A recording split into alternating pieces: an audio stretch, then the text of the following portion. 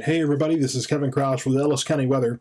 And I normally would not bring a update on a winter weather situation this far away from the actual event. However, I know that it's going to be during the week, and that the weekend is usually when you're going to start kind of preparing for the week ahead. So I thought that the weekend would be a good time to at least give a preliminary discussion on this. Now, I'm going to say at the beginning, and I'm probably going to say multiple times throughout this video, that this, of course, may very well change. Things can change overnight, much less over the course of 4 or 5 days. So we need to keep that in mind. If we take a look at the forecast here, you're going to see that on Saturday, of course, we're looking at sunny skies this afternoon. It's been beautiful. Been a little bit on the windy side, and tomorrow is going to be warm, almost 70 degrees tomorrow with sunny skies. And Monday, we have about a 30 to 40% chance of rain moving through. Not any kind of big event by any means. Looks like it's going to be windy on Monday as well, with highs in the lower 60s. Tuesday is kind of our last normal, day with highs in the mid-60s and mostly cloudy skies. So what's going to happen is that a huge Arctic cold front is going to blow in on Wednesday, kick the door in, and bring us a chance for rain. So it's looking at this point like we may actually get rain most of the day. We'll start off with about a 20% chance of rain. That's going to bump up to 50%. And then what we need to watch very closely is the continuation of rain into the evening when we get into the overnight hours, when, if you look at the forecast, temperatures are going to be dropping into the low 20s. So if that rain continues into the evening and the overnight hours and temperatures are that cold, that is a recipe for freezing rain and sleet, as well as ice on the roads, and especially those bridges and overpasses. Thursday, it kind of dries up, but at the same time, we're going to be looking at highs in the mid-30s. So it'll take us a while to get above freezing, and when we do, we won't be above freezing that long. So then overnight Thursday, we're in the teens, folks. We're in the teens, and someplace maybe lower 20s, but someplace we're going to be in the teens overnight. Going into Friday with temperatures only in the mid to upper 30s. So cold times coming, and Wednesday night we have the we have this coming through where we have the rain, we have the moisture, we have freezing temperatures. So at this point, if this forecast holds, again, if this forecast holds, then I think we could be looking at very least delayed starts for schools and businesses on Thursday morning. Now, is it possible that even if we do get some ice, that dry air overnight Thursday could come in and dry most of that out? It's very possible. But I think that we need to be prepared for a possible, winter day, kind of snow day, if you will, although snow is not expected. What you need, the setup is not calling for snow, right? It's going to be warmer at the upper levels, so it's going to be rain, and then it's going to hit freezing temperatures closer to the surface, so it's going to freeze into ice and that kind of thing, and then come down from there. Snow, it needs to be colder higher up. So at this point, we're not really looking at a big winter, big snow setup. This is going to be, unfortunately, more freezing rain, sleet, and ice. So now, when it comes to all of this kind of stuff, people are always talking about models, right? That's what everybody talks about. So let's play that game. Let's look at some models. This is the GFS model. This is the GFS model, and I kind of want to show how sometimes they can be different. So here we have, and this is in Zulu time, so don't be looking for specific times here unless you feel like converting that. So the rain comes in. This is Wednesday. It says Thursday, but this is late Wednesday getting into Thursday. So you see here we have showers, and it's windy because you see these isobars are very close together, so windy conditions with rain. moving in, and then possibly some heavy rain. But look how tight this gradient is. You have this freezing line here, right where this kind of orange is. And then over time, you see that it is advancing. Now, to our north and west, you do see the blue, which is that snow.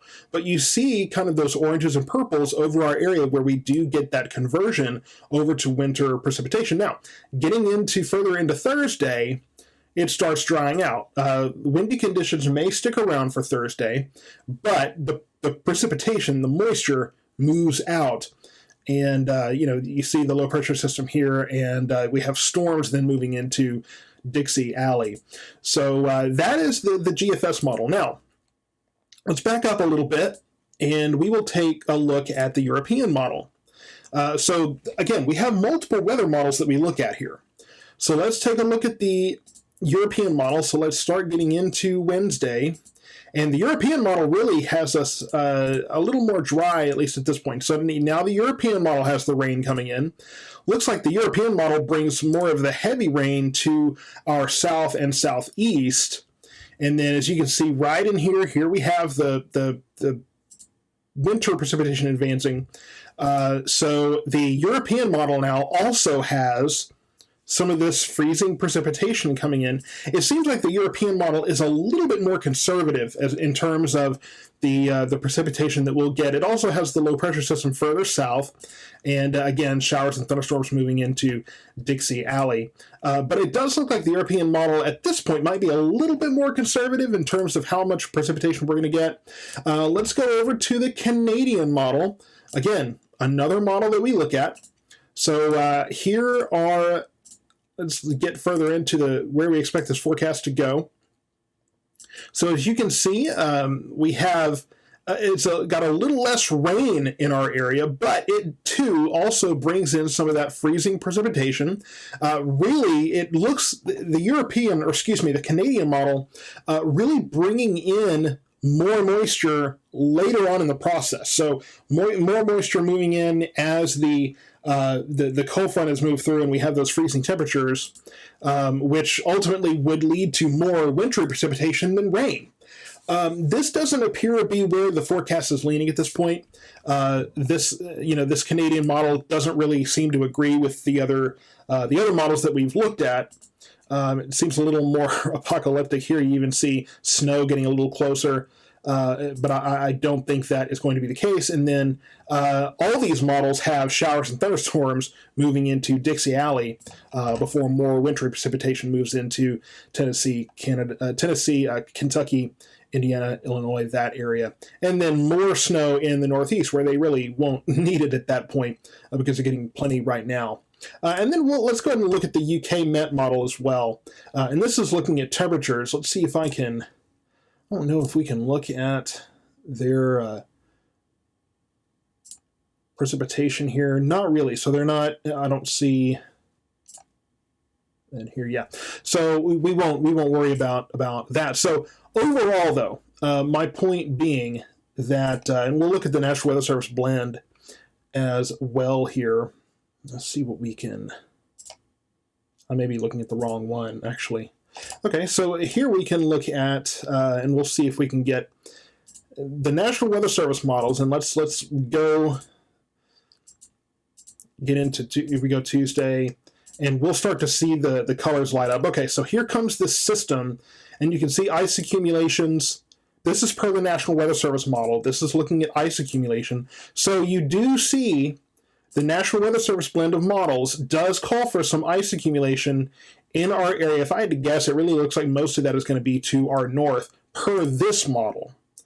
And then going further down, and then, of course, you see that that starts to move east. So overall, the point is that these models, though there is some disagreement as to what's going to be where and when, and that really does make a difference in terms of what we're going to be, I think, looking at over the long term. We do need to keep in mind that we're going to be let me say this. I'm trying. I've got several things I want to say. I'm trying to decide where to start. I think the first thing I need to say is that a lot of this is going to depend on where things happen when. And there's actually a great, let me get this graphic from the National Weather Service up here, because it actually does a better job than me really explaining kind of what we're looking at in terms of some of the uncertainty. So here we go, and that's a little bit blurry there, maybe. It may look fine. But as you can see, it's saying that the cold front will arrive, and you can see that this very cold air will move in, forecasting that wintry mix. And then precipitation expected Wednesday night into Thursday morning. So, and again, part of what we're not sure about is the timing of the precipitation. So let's get into the full transition to snow as possible for a few in far north Texas. So not looking at snow in our area, and the models seem to agree on that the snow is going to be north of us. It's still too far out to know how much ice or snow is possible. So when you're talking accumulation amounts, it's almost impossible to really have any kind of certainty at all until pretty close to the event itself, pretty close up to it, which is why I said that normally I wouldn't talk about it this early, but because I know that this is the time when you're kind of planning out your week, I want you to know that this is something to watch. We still need more time to figure out when the precipitation will end, where the transition from rain to winter mix to snow will occur. At this time, snow is less likely south of I-20 because by the time it's cold enough for snow, the precipitation will have ended. And I've talked about that many times, that when we really get the real cold temperatures in our area, usually by the time the real cold is here and we've pushed away the warmer temperatures aloft, the dry air moves in. And in this case, we may be, in this case, since we're getting ice, unlucky enough that we're going to have moisture in place when the cold front has come through. Usually the dry air just pushes everything up, but there's going to be a low pressure system that's going to bring in enough moisture to interact with those freezing temperatures.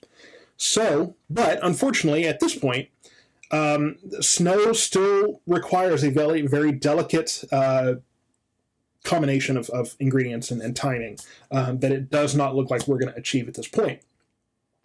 The other question is, what will the winter mix be? Current data indicate that both freezing rain and sleet are possible. So then that's what I was talking about. That warm rain, that warm air, relatively warm air aloft, moving into the freezing temperatures, that's freezing rain, and then could be sleet involved as well. And how much ice or snow is possible, since temperatures drop fast behind the front, model snow and ice estimates are unreliable this far out. I've said that plenty of times, right? I've said that a million times. So there's still a lot of uncertainty on this, but what does seem pretty like a pretty safe bet at this juncture is that we are looking at some form of a winter storm. And if we get back one more time to the forecast, let's just go ahead and pull that back up, if I can get myself oriented here. We're going to be looking at, this is the rain on Wednesday leading into freezing temperatures Wednesday night. So one thing we are pretty sure about at this point, is that, let me kind of move out of the way of the forecast here, if I can figure out which way to go. I'm not even working with a full green screen wall, and this is hard. So, we're not even looking at any kind of a severe weather situation with this. It did look like for a little while earlier this week that there could be some stronger storms on the front end of the front, just because of, it's going to be relatively warm and we have a strong front coming in.